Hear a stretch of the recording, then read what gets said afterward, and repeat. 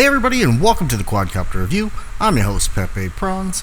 As always, I'm going to ask you to like, comment on this video, and subscribe to the channel. If you haven't subscribed before, please subscribe now. Helps the channel out. And up here at the top, you're going to see at the beginning of every one of my videos the latest giveaways going on here at the channel for you to enter. So let's stop the video right there. Bear with me. A couple minutes, just want to explain how this channel operates. I feel like this video is going to have a little bit of popularity, so for anybody new coming along, or for my, already subscribers already know this, but just want to explain how my reviewing process works. So what I do is I open up the package for you, I show you what you're going to get in there in a standard package. 99% of the things I get are production, so they're not pre-released, so it's not been specially tuned up to send to me to make a great video. This is what you would buy and get.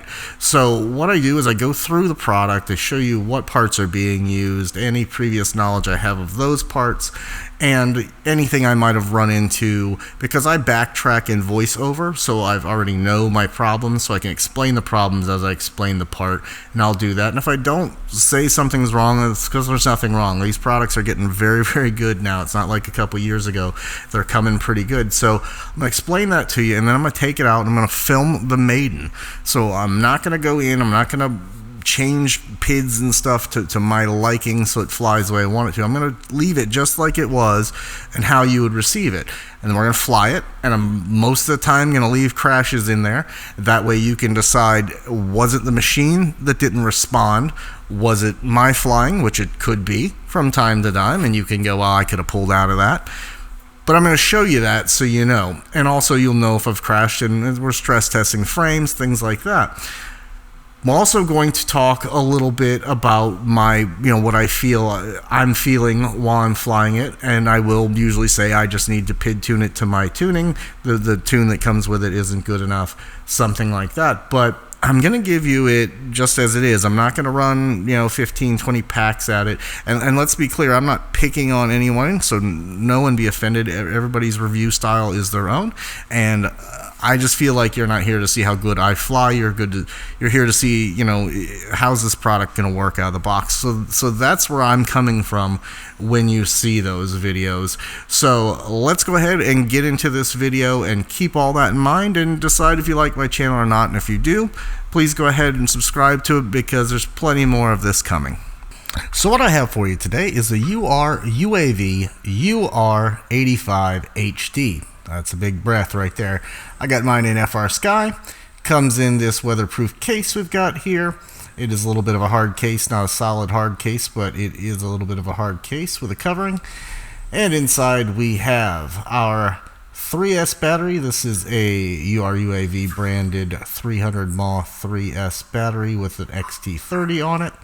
We've also got our little camera wand here in order to work with the Caddx Turtle V2 to change our settings. We've got a spare set of props. That is an XT30 to a double JST2 converter there, so if you want to run two 1S batteries in 2S, you can do that.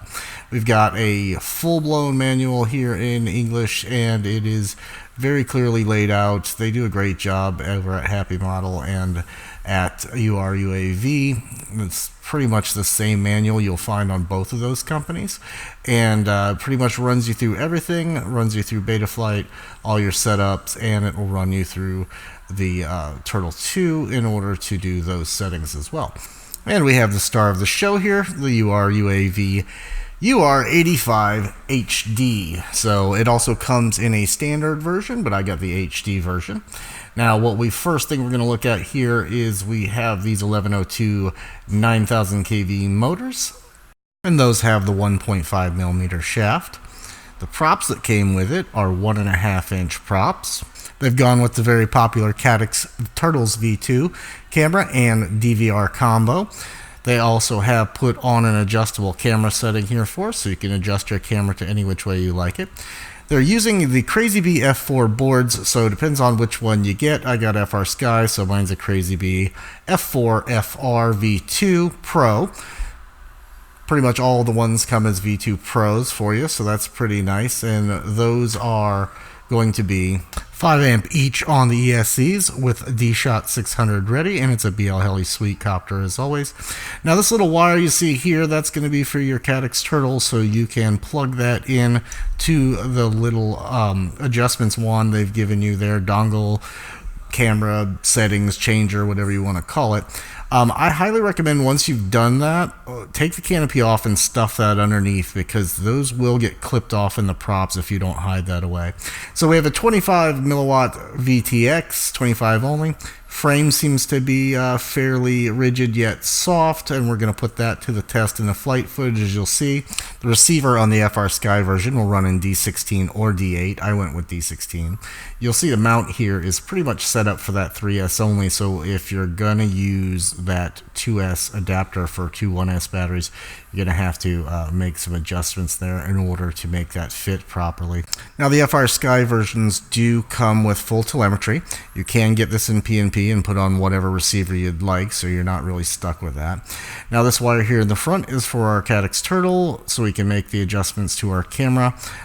You won't really like the results. They're pretty thick and chunky if you go with it straight out of the box the way it's set up. So I'm going to show you how to make those settings, and this wire here is for that little camera settings pad here, dongle, board, whatever you want to call it, and we'll plug that in and we'll do the optimal settings on that.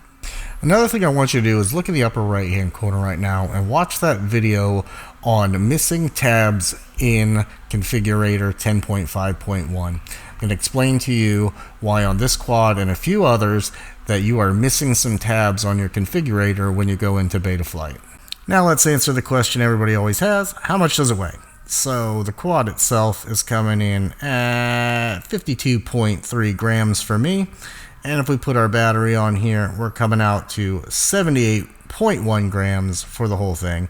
Not too bad, a little heavy maybe, but it is an 85 millimeter, so let's go ahead and set up the camera. Now, if you're recording, if you've, let's say, already set the button to record when you start it up like I had, what you do is just shut it off with the button on the side of the board. Make sure you have a battery in, make sure you have your little board plugged into that wire, and then we hold the middle button to go into the settings. Now, the settings we care about are in the image settings tab. So you just go in there, and I set everything to 4. Contrast, brightness, sharpness, and saturation. I set the EVO to -3, and that's what I use for my settings, and then we just work anything else out in post. But you'll see it comes out pretty stinking nice.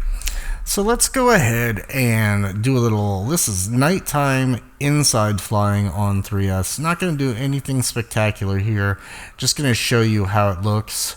Going to take a look at my little French bulldog Alan James and watch him try to eat this thing when I take off here. Yum. So off we go, a little nighttime footage.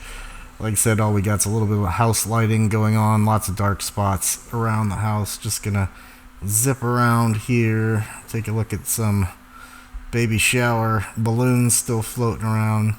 Show you can actually control it fairly slowly.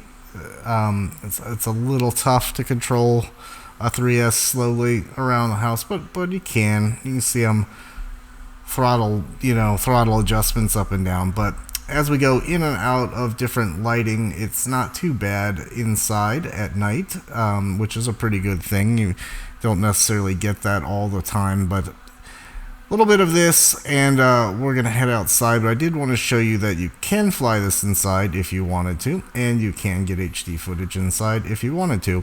By no means it's not a Cinewhoop.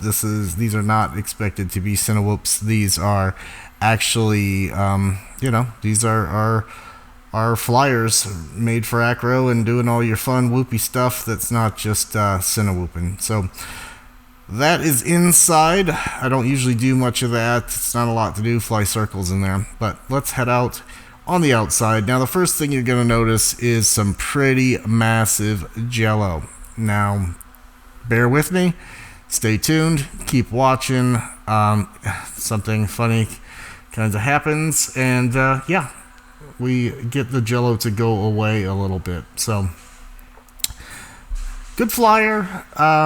you know, probably could use a better PID tune than what came in the box. A little bit of prop oscillation here and there, but it certainly has the power, the punch, and everything you need to get your flips and tricks in that you want to do.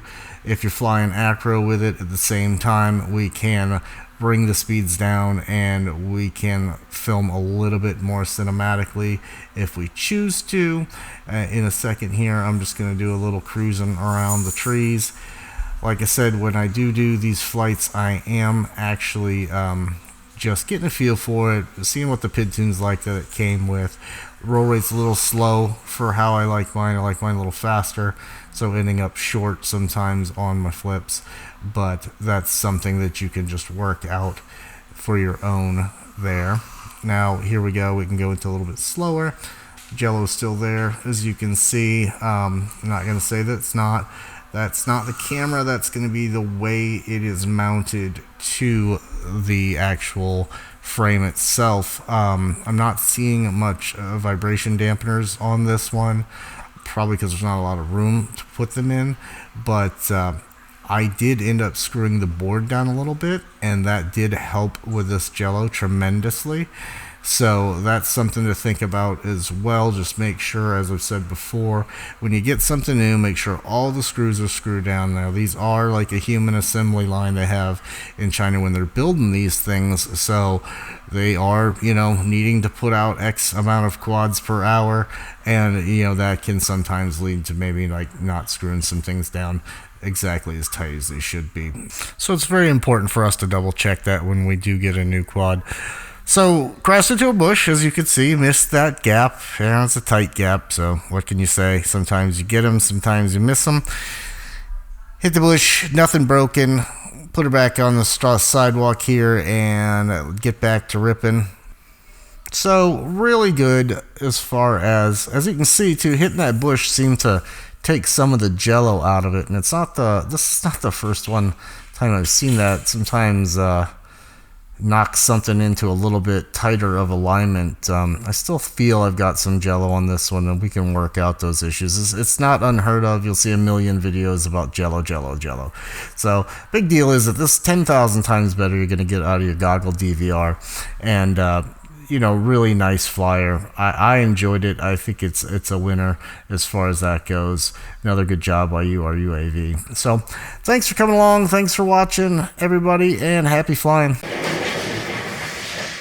Hey guys, thanks for stopping by and checking out the Quadcopter review. If you want to see more interesting reviews on FPV related stuff, take a look up here in the old right corner right there. You'll find links to all the rest of my reviews. If you want to get in on some of the best giveaways on YouTube, look over here. Don't forget to subscribe right here on my chin.